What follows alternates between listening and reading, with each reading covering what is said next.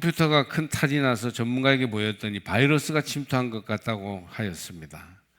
그러더니 아무래도 안 되니까 아주 중요한 자료만 남길 수 있도록 조치하고 모든 프로그램을 처음부터 새로 깔면 된다고 하였습니다.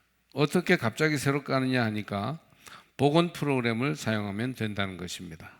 요즘 이제 그런 사고를 막는 장치들이 더 컴퓨터에 많이 완비되었습니다만 그런 일이 이제 과거에는 더 많이 있었습니다. 사람과 교회도 그래요. 이 땅 위에 존재하고 있으므로 완전하지 못하여 때로 고장날 때도 있고 잘못될 때도 있습니다. 우리가 볼 때에도 야, 저 사람을 저 그리스도인이라고 할 수 있느냐 그렇게 보이는 사람도 있고 어떤 때는 또 교회도 길을 찾지 못하여 좀 방황하는 듯 걱정스럽게 보일 때도 사실은 있습니다. 이때 어떻게 해야 할까요? 고칠 수 있는 프로그램이 있습니까? 교회가 잘못될 때, 성도가 바른 믿음에 서 있지 못했을 때 뭘로 고칠 수 있을까요? 그게 바로 고칠 수 있는 프로그램이 바로 성경입니다. 할렐루야. 하나님은 성경을 주셔서 그 성경에 맞추어 회복시키면 그러면 교인과 교회가 바로 설 수 있다. 이걸 이제 보여주십니다. 오늘의 사도행전 본문은 그리스도인으로서 교회와 교인이 어떻게 해야 바로 설 수 있느냐를 확고하게 보여주는 말씀입니다. 그리스도인으로 살아간다는 말은 무엇일까요? 어떤 사람이 진정한 그리스도인입니까? 교회는 어떤 그리스도인들이 모여서 움직이고 있는 곳입니까? 많은 사람들이 생각하는 상식적인 선에서 그리스도인은 그냥 교회를 다니는 사람 이렇게 생각합니다. 교회를 다닐 뿐 그 삶이 어떤 삶이고 어떻게 살아가는지는 그렇게 관심이 없어요. 교회 다니면 다 교인, 그리스도인이라고 생각하는 것이죠. 오히려 그리스도인들도 똑같은 사회인이라고 사람들은 생각합니다. 다만 종교적인 관심을 가지고 이루어지면 교회 나가는 사람이라 여길 뿐입니다. 그나마 좀 좋게 봐준다면 교회 다니는 사람은 좀 더 착하게 살려고 애쓰는 사람이라는 정도로 인정해 줄 것입니다. 요즘 그렇지도 않죠. 교회를 다닌다면서 더 못되고 나쁜 사람도 많긴 하니까 어쩌면 교회 다니는 사람을 더 안 좋게 보는 사람도 오늘날은 좀 생겨나고 있습니다. 사도행전에 나오는 초대 예루살렘 교회는 모든 시대, 모든 교회가 늘 본받고 따라야 할 교회의 모습을 보여줍니다. 오늘 42절에서 47절까지는 바로 그것을 전체적으로 보여주고 있는데 전체적으로 초대교회의 모습은 뭐냐? 그것은 예수 안에서 성도의 교제가 이루어지는 곳이다 하는 것입니다. 교회는 성도의 교제입니다. 42절은 베드로의 설교에 3,000명이 회개한 후에 예루살렘 교인들의 신앙 모습을 요약해서 보여줍니다. 내용상 본절은 초대교회의 생활을 묘사한 것으로 43절부터 47절까지의 내용에 포함되는 것입니다. 성서 주석가들은 앞부분에 연결되는 절로 42절을 많이 분류하는데 사실은 42절과 43절에서 47절까지 말씀은 연결되는 것입니다. 외적인 숫자가 엄청나게 늘어나는 데 이어 내적인 생활의 발전이 따릅니다. 3,000명이 예루살렘 교회에 모였는데 그들이 개인이 이렇게 생활이 변화되었다고 성경은 말합니다. 그들은 네 가지에 힘썼어요. 사도들의 가르침을 받는 데 힘썼고 서로 교제하는 데 힘썼으며 떡을 떼기에 힘썼고 그리고 기도하기에 힘썼습니다. 42절 말씀이죠. 전혀 힘쓰니라는 말씀은 그 일에 헌신하였으며 변함없이 지속하였다는 말씀입니다. 그리고 이제 43절에서 47절까지는 초대교회, 오리지널 교회가 힘쓴 것이 성도의 교제였음을 말합니다. 교회가 뭐냐 했을 때 성도의 교제가 있는 곳이었습니다. 믿는 사람이 다 함께 있었고 모든 물건을 서로 함께 나누어 썼습니다. 통용하였다 그 말이죠. 그리고 초대교회는 재산과 소유를 합쳤어요. 거기다가 떡을 떼며 기쁨과 순전한 마음으로 음식을 먹었습니다. 완전한 공동생활, 성도의 교제가 이루어지는 것이 초대교회, 오리지널한 교회의 모습이었습니다. 그런데 이때 예수 그리스도가 성도의 교제 안에 없으면 그것은 진정한 교제라고 할 수 없습니다. 오히려 단순히 침묵에 가까운 것이죠. 그냥 교회를 출석한다고 하더라도 그 안에 그리스도가 없으면, 그리스도의 인격과 가르침이 빠져 있으면 그것은 진정한 교제라고 말할 수 없어요. 오히려 단순한 침묵에 가까운 것이죠.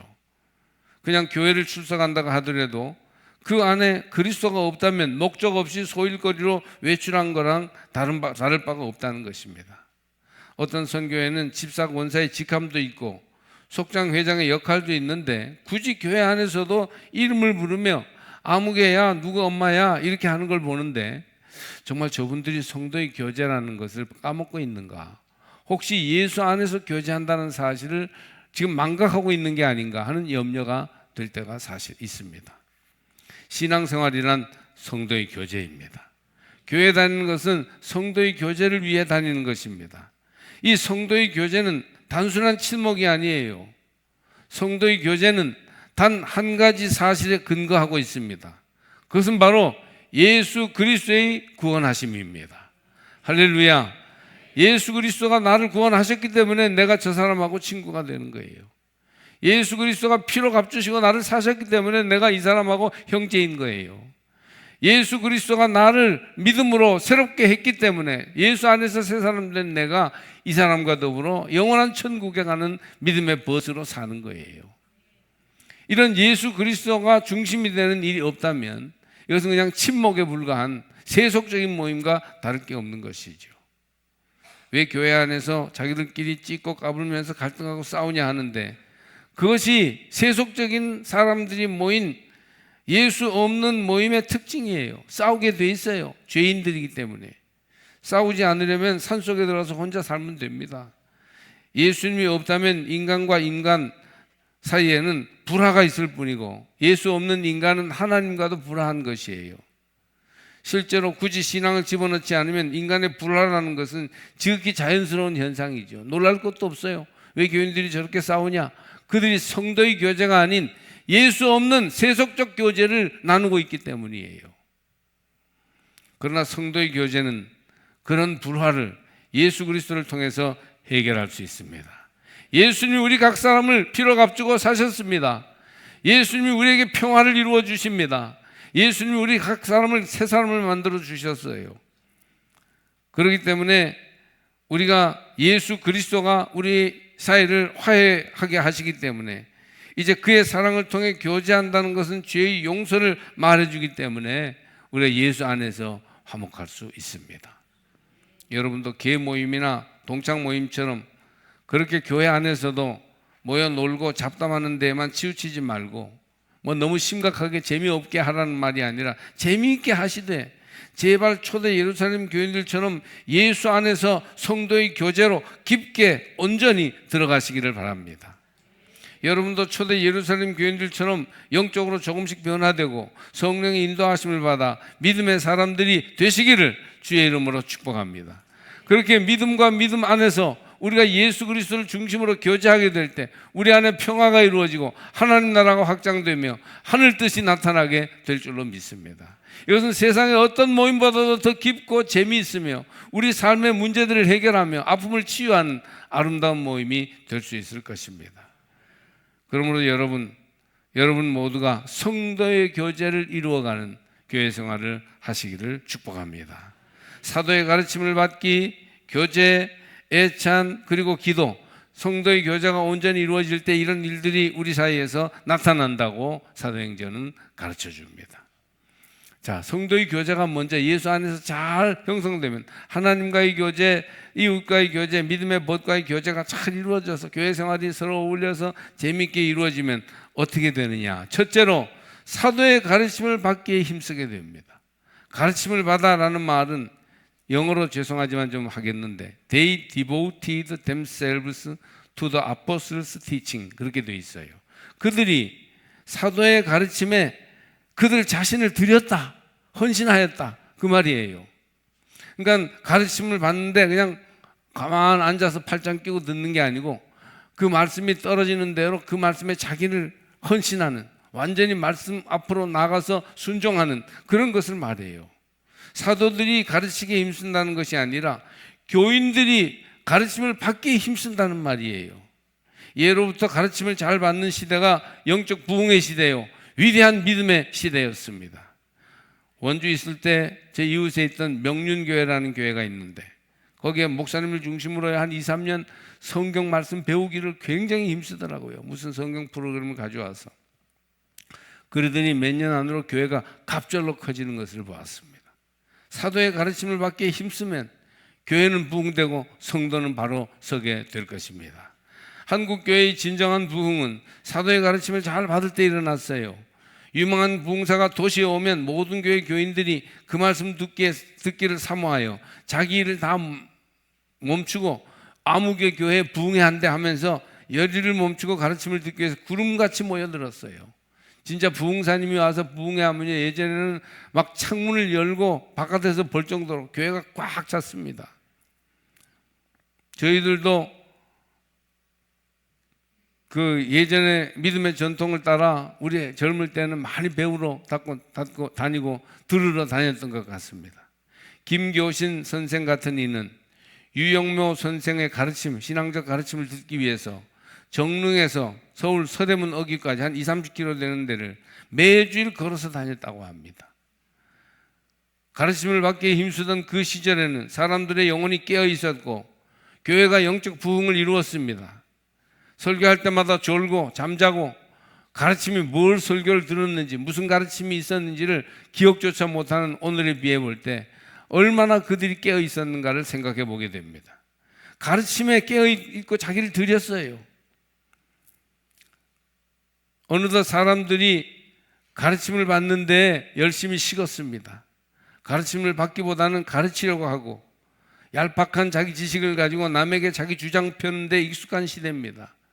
텔레비전이나 유튜브 좀 보고 들은 소리를 가지고 굉장히 세상을 아는 것처럼 얘기하는 사람들이 많습니다. 우리 시대의 영적 위기는 가르침을 받지 못하는 데 있지 않을까요?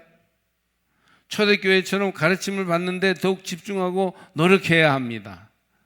가르치는 사람보다 가르침의 내용, 그 가르침의 본질이신 예수 그리스도와 복음에 집중할 때 변화가 일어나고 바른 교회로 우리가 서게 될 것입니다. 첫 번째로는 사도들의 가르침은 설교예요. 설교 시간에 가르침을 받기 위해 노력하는 사람은 영혼이 깊어지고 풍성해집니다. 하나님이 이 시간 종을 통해서 말씀하신다고 생각하고 말씀을 집중하여 듣고 여러분의 영혼을 바로 세우시길 바랍니다. 사도들의 가르침은 두 번째로 성경 공부예요. 성경 공부는 지리하고 따분합니다. 재미가 없을 때가 많아요. 그러나 성경 공부를 하기 위해서 점점 깊이 들어가면 나중에는 그 묘미를 알게 돼요. 얼마나 은혜가 되는지 몰라요. 사도들의 가르침은 세 번째로 신앙 독서입니다. 성경과 고전들을 많이 읽는 거예요. 사도들의 가르침은 강의나 교육이죠. 이런 것에 열심을 내는 교회는 틀림없이 부흥됩니다. 그렇게 열심히 듣는 성도는 몇 년 안으로 깊은 영성을 가진 참된 교인으로 설 수 있을 것입니다. 말씀을 부지런히 받는 거예요. 두 번째로는 초대 예루살렘 교회는 서로 교제하기에 힘썼습니다. 앞에 전에 좀 얘기했습니다. 오늘 설교 처음에 언급한 대로 성도의 교제는 초대교회의 본질을 보여줍니다. 교제라는 말, 코이노니아라는 헬라어를 쓰는데 이것은 사도행전에 몇 번 쓰였으나 바울 서신에도 많이 나타납니다. 하나님과의 교제 안에 있는 성도들이 서로 교제하는 것이 교회 생활이에요. 교회 생활 어렵게 생각할 필요 없어요. 우리 개인이 하나님과 교제가 살아있어요. 깊은 사귐이 있어요. 하나님이 내게 은혜 주시고 위로 주시고 내 삶에 개입하셔서 나를 인도해 주십니다. 그런 사람들이 모여서 서로 간증하고 은혜를 나누고 위하여 기도하고 손을 잡는 이런 관계, 성도의 교제가 이루어지는 게 교회 생활이에요. 그걸 잘하면 참된 신앙인이 되는 거예요.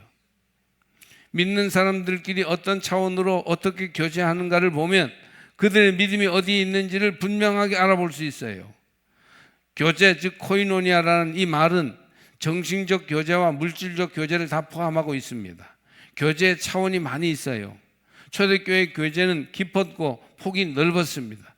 그냥 스쳐 지나가는 의례적인 교제, 하이, 바이 그러는 교제는 별 느낌이나 역사가 일어나지 않습니다. 그냥 저희 사람이 있구나 그냥 그러고 맙니다.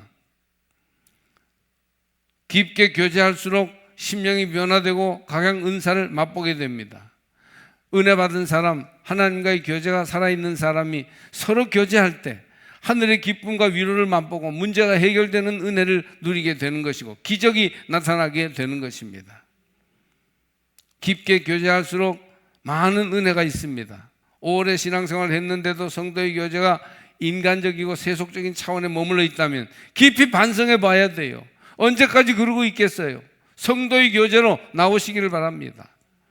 함께 맛있는 음식을 먹으면서 농담을 나누거나 게임이나 운동을 하는 차원이 아닙니다.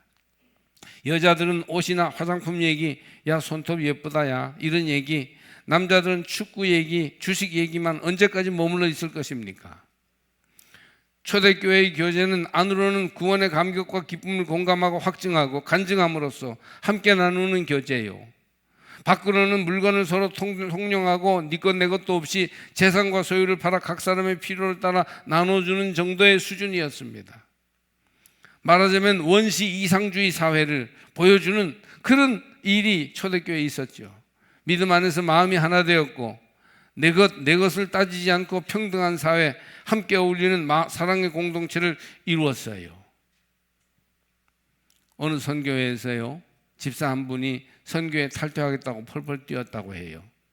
그 이유는 어느 날 선교 회원들이 주축이 되어 함께 영화를 보고 밥과 차를 먹는 모임을 가지는데 자기를 쏙 빼놓고 갔다는 거예요. 이유 없이 자기와 초신자 하나에게 연락도 하지 않고 그 모임이 이루어진 것을 나중에 안 것입니다. 회장과 그 모임을 주선한 권사가 가서 미안하다고 말하고 위로하고 그 난리치는 것을 가라앉혔어요. 겨우겨우. 뒷맛이 남았겠죠.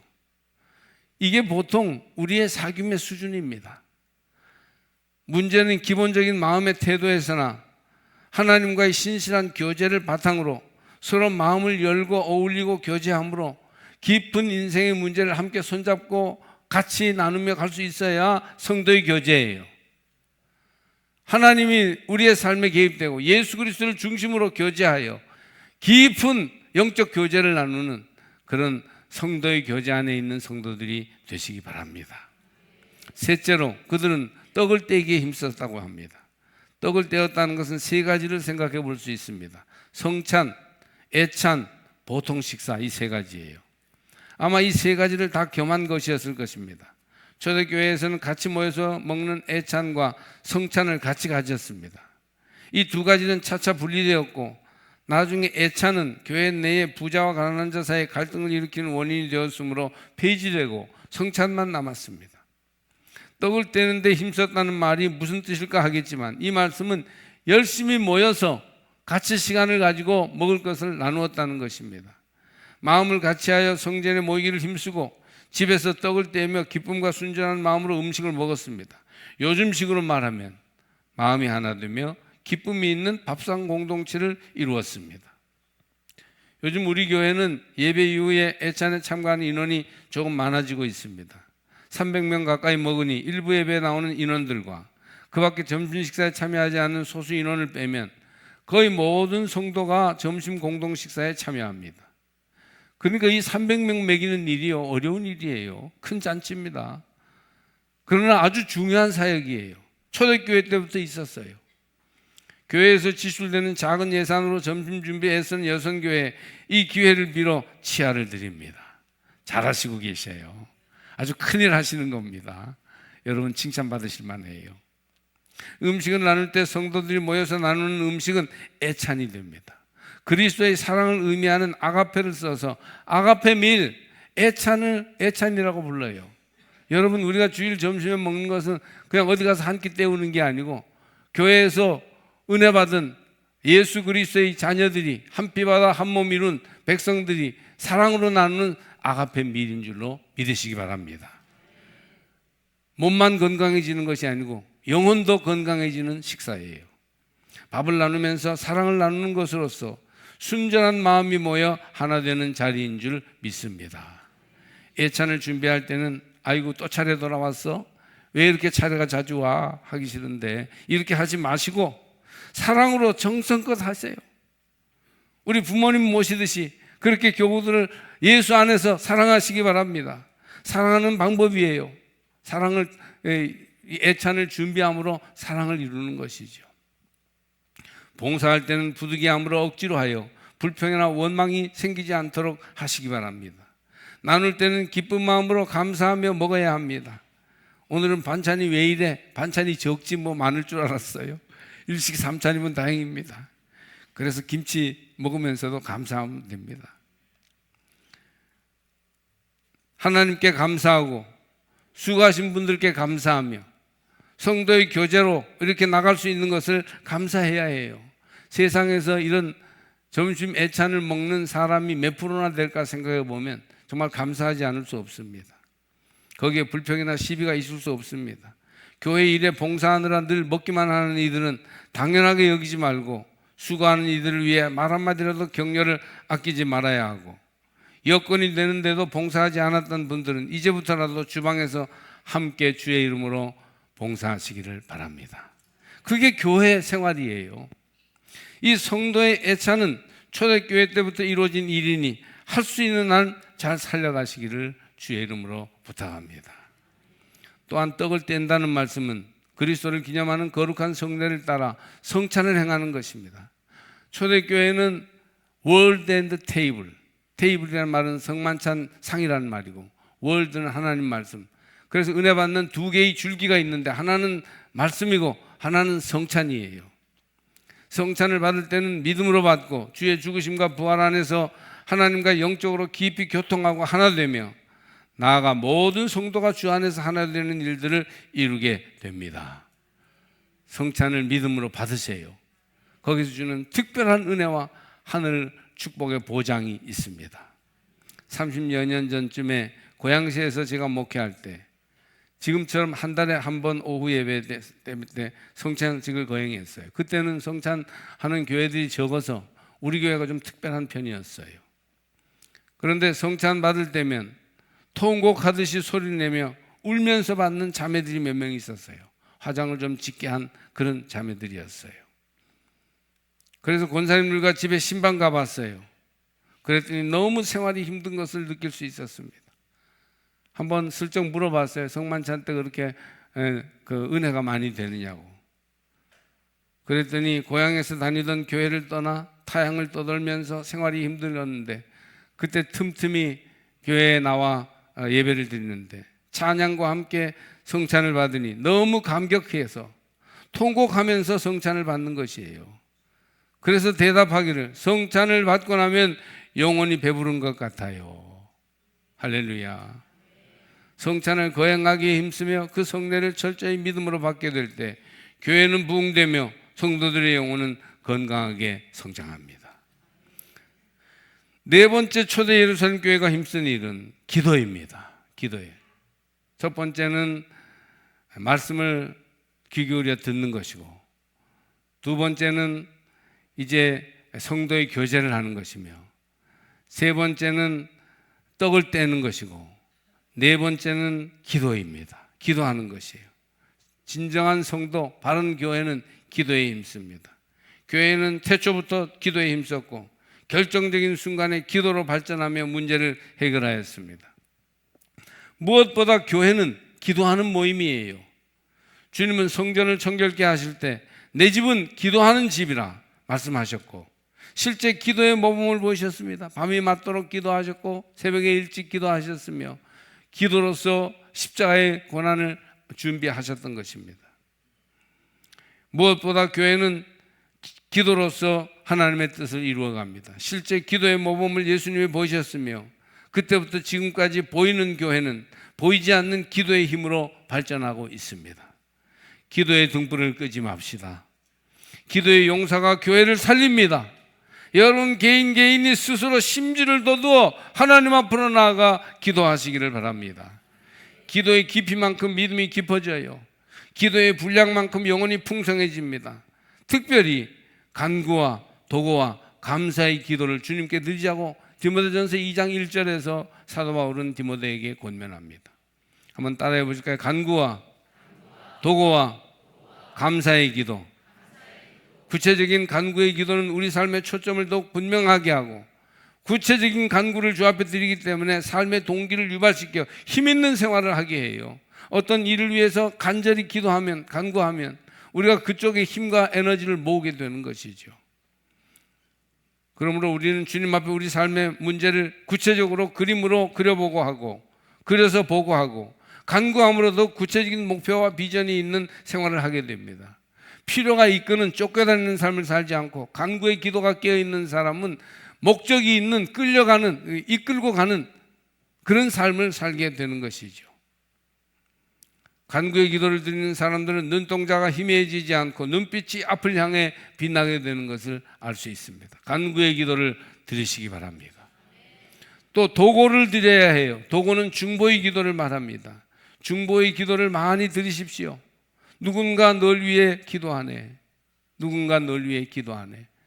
우리가 힘이 약해 있을 때에도 누군가 나를 위해서 중보기도 해주므로 나를 일으켜 세우는 것이죠. 마음이 지쳐있고 스스로 설 수 없이 낙심하고 탈진할 때가 있는데, 그때 중보의 기도로 연결되어 있는 영적인 연대의 줄이 여러분을 일으켜 줄 수 있을 것입니다. 감리교회는요, 초대교회 때부터 연대주의, 컬렉티비즘을 강조했어요. 그래서 서로 중보의 기도로 연결된 것이 감리교도의 모습입니다. 지금은 내가 남을 위해 기도할 수 있지만 언젠가는 누군가 나를 위해 기도해 주지 않으면 일어설 수 없을 때가 올 것입니다. 그때를 위해서라도 할 수 있을 때 힘을 내어 기도를 저축하십시오. 남을 위해, 서로를 위해 쉬지 말고 기도합시다. 의인의 기도는 병든 자를 일으킵니다. 할렐루야. 감사의 기도를 또 세 번째는 해야 돼요. 간구의 기도, 중보의 기도, 감사의 기도. 감사의 기도가 드려지게 하시기 바랍니다. 감사의 기도는 우리를 불평과 원망과 분노에서 벗어나게 합니다. 정말 짜증나고 모든 것이 싫어질 때 작은 감사의 조건이라도 찾아서 하나님께 감사의 기도를 드려보십시오. 때로 아무리 생각해도 감사할 것이 없을 때라도 조건 없이 하나님께 감사하며 시작해 보십시오. 오늘도 맑은 날씨 주신 하나님, 아름다운 봄의 새싹을 보여주시는 하나님, 주님 앞에 나와 예배할 수 있게 하신 하나님, 감사합니다. 감사합니다. 내 생명을 유지해 주시고 우리 가족을 이토록 서 있게 하시니 감사합니다. 그러면 내 감사할 때 내 심령의 색깔이 달라지게 돼요. 감사 기도를 드리면 우울해서 명랑으로, 낙심해서 소망으로, 조급함에서 여유로움으로 우리의 삶이 변화될 줄 믿습니다. 오늘 말씀 43절을 보면 이렇게 되어 있어요. 사람마다 두려워하는데 사도들로 말미암아 기사와 표적이 많이 나타나니. 사람마다 두려워한다고 그랬어요. 교회는 두려움이 있어야 합니다. 여러분, 교회 나올 때는 두려움을 가지고 있어야 돼요. 이건 공포, 테러가 아니고 존경심과 공경하는 두려움, 영어로 awesome, 두렵다 할 때 그거 말하는 것이 하나님께 대한 경외심을 가져야 된다는 거예요. 이스라엘 백성이 가나안 땅에 들어갔을 때 가나안 원주민들이 하나님께 대한 두려움을 가졌어요. 모든 사람의 마음에 하나님께 대한 두려움이 가득하였습니다.